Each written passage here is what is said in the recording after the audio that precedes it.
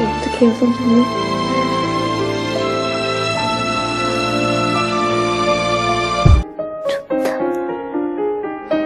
내 얼굴 니네 마음대로 올리지 마! 사람이 죽었잖아.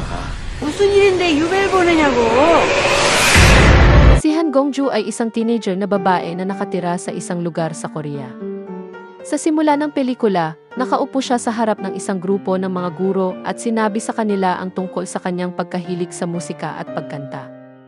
Habang nakikinig ng mabuti ang mga matatanda, sinabi din niya ang kanyang pagiging inosente. Gayunpaman, nagpasya ang mga guro na mas mabuti kung lumipat si Gongju sa ibang paaralan kung saan siya makakapagsimula ng bagong buhay. Hindi nila inihayag ang dahilan kung bakit siya inilipat. Walang ideya si Gongju kung ano ang susunod niyang gagawin, kaya isang guro na si Lee Nando ang nagboluntaryong tulungan siya. Nakahanap ito ng isang kilalang paaralan para sa kanya sa ibang bayan at tinulungan siya sa buong proseso ng paglipat. Pagkarating sa bagong bayan, kailangan na ngayon ni Gongju na maghanap ng matutuluyan. Iminungkahi ng kanyang guro na manatili muna siya sa kanyang ina, na si Miss Cho, na nagkataong isang lokal ng bayan. Noong una ay tumanggi ang ginang na patuluyin ang isang estranghero sa kanyang bahay, ngunit nang pinilit siya ng kanyang anak, ay pinayagan niya si Gongju na lumipat sa loob lamang ng isang linggo.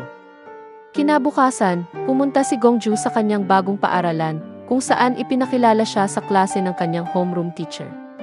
Pagkatapos ng klase, tumakbo siya sa isang cybercafe at hinanap ang lokasyon ng kanyang ina sa internet.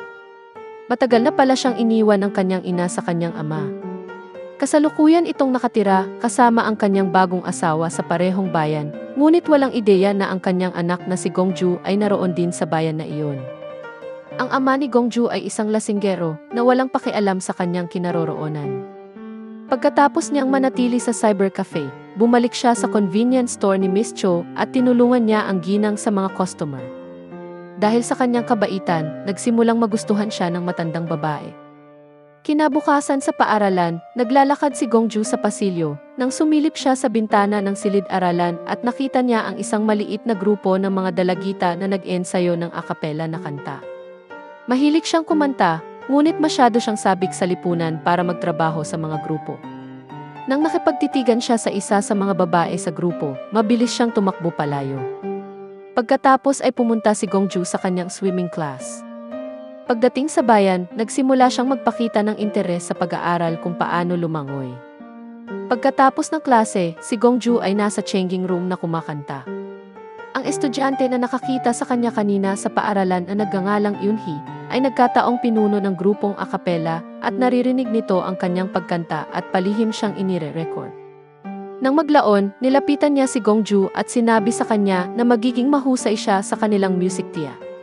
Kabaliktaran sa kung ano ang inaasahan niyang isasagot nito, si Gongju ay galit na galit sa kanya para sa panghihimasok nito ng kanyang privacy at tumanggi siyang sumali sa grupo ng musika at lumayas.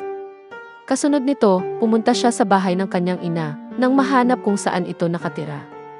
Tuwang-tuwa siyang makita ito, ngunit baliwala lamang siya sa kanyang ina. Pagkaraan ng ilang sandali ng pag-uusap, sinabihan siya na hindi siya nito maaaring kupkupin dahil sa kanyang stepfather. Ang naghihinagpis na si Gongju ay umuwi na lamang pagkatapos ng kanilang pagkikita. Kinabukasan sa paaralan, napansin ni Gongju na walang tao sa music room. Sinamantala niya ang pagkakataong tumugtog ng gitara at kumanta. Habang siya ay tumutugtog, si Yunhee at ang kanyang mga kaibigan ay nakikinig sa kanya mula sa labas ng silid. Hanga sila sa kanyang pagkanta, ngunit huminto siya sa pagtugtog sa sandaling makita niya sila. Lumabas siya habang sinusundan ng buong grupo. Pinupuri nila ang kanyang boses at hiniling na tumugtog sa banda, ngunit lumayo si Gongju nang hindi sila pinapansin. Pagpunta niya sa tindahan ni Miss Cho, nakita niya ang isang grupo ng mga babae na hinaharas ito. Hindi na siya nakialam at nagtungo na lamang sa kanyang kwarto. Isang linggo na ang nakalilipas mula nang lumipat siya sa bahay, kaya kailangan na niyang umalis kinabukasan. Inayos niya ang kanyang mga bagahe na hindi pa rin sigurado kung saan siya pupunta. Bago umalis, nagpaalam siya kay Miss Cho, ngunit laking gulat niya nang pakiusapan siya ng matanda na manatili doon hanggat gusto niya. Mas gusto niyang makasama si Gongju kaysa mag-isa sa bahay. Simula sa araw na iyon, nakikisama na si Gongju sa mga estudyante sa paaralan. Araw-araw silang nagsasanay at nagkakasundo. Iyon ay hanggang isang araw, isa sa mga babae ang kumukuha ng video ni Gongju.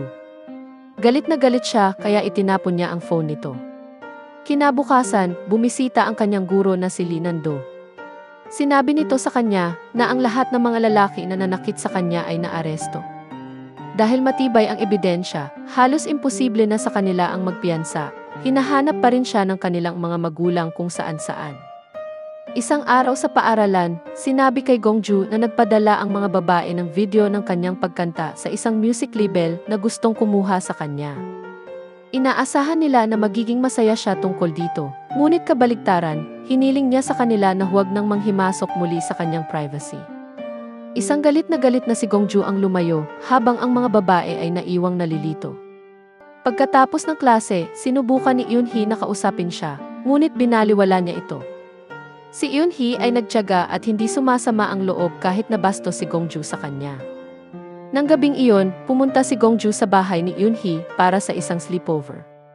Habang nagsasalita, tinanong siya nito kung nakipaghalikan na ba siya sa isang lalaki. Sinabi ni Gongju na nakipaghalikan na siya sa 40 lalaki. Iniisip ni Eun-hee na ito ay isang biro at tinawanan lamang ito. Ang katotohanan, si Gongju ay hinalay ng isang grupo ng 40 kalalakihan. Iyon ang dahilan kung bakit siya pinalaya sa paaralan at kailangang umalis sa kanilang bayan. Nang gabing iyon, nakipagkita siya sa kanyang ama para sa hapunan sa isang restaurant. Hiniling ng kanyang ama sa kanya na pumirma sa isang papel, ngunit hindi sinabi ang nilalaman nito. Isang araw, kasama ni Gongju ang kanyang mga kaibigan nang tanungin siya tungkol sa kanyang pangarap sa buhay. Sinabi niya na gusto niyang matutong lumangoy ng hindi bababa sa 25 metro, tinawanan lamang siya ng mga babae.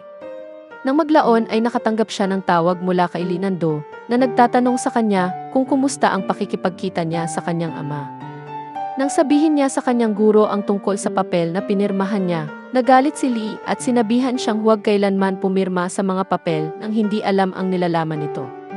Pagdating sa bahay, tinawagan niya ang kanyang ama, ngunit hindi ito sumasagot. Napagtanto niya na pumirma siya ng petisyon para palayain ang mga humalay sa kanya. Ang kanyang ama ay nasuhulan ng mga magulang ng mga umabuso sa kanya upang ipapirma niya ang mga ito. Nang pumasok siya sa paaralan kinabukasan, nalaman niyang nag-post ang kanyang mga kaibigan ng video ng kanyang pagkanta sa internet. Nagalit si Gongju at sumigaw sa kanila na tanggalin ito. Dahil sa kanyang kabastusan, sinabi ng isa sa mga babae na lahat ay napopoot sa kanya at kinakausap lamang nila siya dahil kay Eun-hee.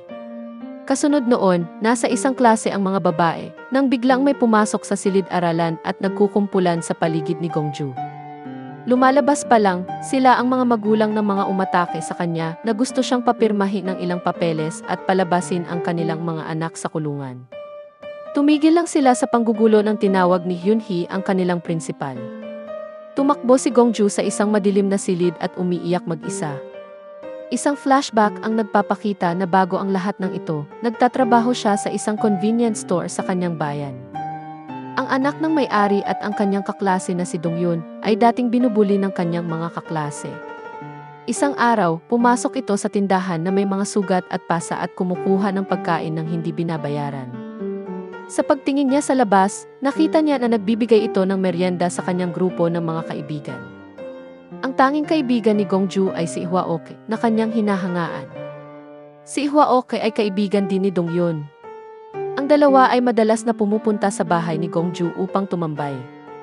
Pag-uwi ni Gongju sa araw na iyon, nakita niya si Dong-yun at ang kanyang mga kaibigan sa sala. Si Dong-yun ay binubuli nila para humanap ng lugar kung saan sila magpapalipas ng gabi. Kahit na si Hwaoke ay kasama ng grupo at halatang lasing, hiniling ni Gongju sa kanila na lumabas kaagad sa kanyang bahay. Tumanggi silang sundin siya noong una, ngunit inayos ang kanilang mga gamit nang sabihin niyang pauwi na ang kanyang ama. Sa kanilang pag-alis, hiniling din niya sa kanila na tigilan na si Dong-yun mag-isa mula ngayon. Ang pinuno ng grupo ay nagbanta na patahimikin siya. Upang ipakita ang kanyang pagkasiga, gumamit ito ng stapler sa tiyan ni Dong-yun. Ang takot na si Gongju ay tumawag sa pulis at sinabi ang kanyang lokasyon, ngunit inagaw ng isa sa mga lalaki ang telepono mula sa kanya. Pagkatapos ng araw na iyon, ang mga lalaki ay patuloy na pumupunta sa kanyang bahay ng madalas upang mag-party. Pakiramdam ni Gongju ay wala na siyang pag-asa dahil wala siyang magagawa tungkol dito. Sa isa sa mga naturang party, hinahalo nila ang isang gamot sa isang baso ng alak at pinapainom ito sa kanya. Nang tumanggi siya, iginiit ni Dongyun na aalis lamang ang mga lalaki pagkatapos niyang inumin ito. Agad siyang naniwala kaya tinunggan niya agad ang alak. Pagkatapos niyang maramdaman ang epekto ng droga, pilit nila siyang pinipigilan at inaabuso sa pinakamasamang paraan. Sa kabilang kwarto, ganoon din ang ginagawa nila sa kaibigan niyang si Hwaok. Kinunan ng isa sa kanila siya ng video at ini-upload ito sa isang website. Matapos ang mga oras ng pagpapahirap, huminto lamang sila nang dumating ang ama ni Dongyun sa bahay. Sa halip na ipaalam ito sa mga otoridad, pinigilan lamang niya ang kanyang anak na abusuhin ang isa sa mga babae at iniuwi na siya. Pagkatapos ng insidente, tumalon si Hwaok sa tulay at nagpakamatay. Nalungkot si Gongju sa pagkamatay ng kanyang matalik na kaibigan at ipinaalam sa pulisya ang lahat ng nangyari.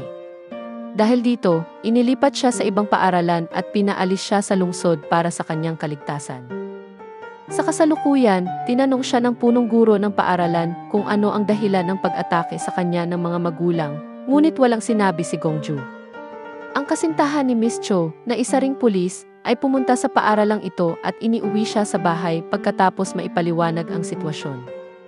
Sinabi nito kay Miss Cho ang lahat tungkol sa nakaraan ni Gongju at hiniling sa kanya na palayasin na siya sa kanyang bahay dahil baka atakihin sila ng mga magulang sa pagkupkop sa kanya. Bago nila matapos ang pag-uusap, bumaba na si Gongju dala ang kanyang bagahe at handa nang umalis. Pinahinto siya ng nobyo ni Miss Cho sa kalagitnaan at iniabot sa kanya ang mga release paper ni Dongyun.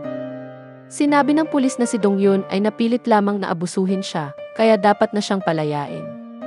Kahit na pagkatapos magmungkahi na palayasin siya sa bahay, gusto pa nitong bigyan siya ng pabor at lagdaan ang mga papeles.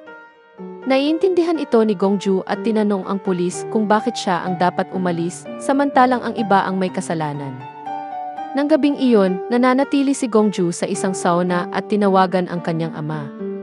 Nang hindi ito sumasagot, tinawagan niya ang kanyang guro na si Linando, na nagpaalam sa kanya na kinuha ng kanyang ama ang perang suhol at saka ito tumakas. Kinaumagahan ay sumakay siya ng tren. Pansamantala, nakita ni Eunhee at ng kanyang grupo ang isang video ni Gongju na inaabuso sa internet. Dahil hindi nila kayang mapanood ang kanilang kaibigan na inaabuso, kaya isinara nila ang computer.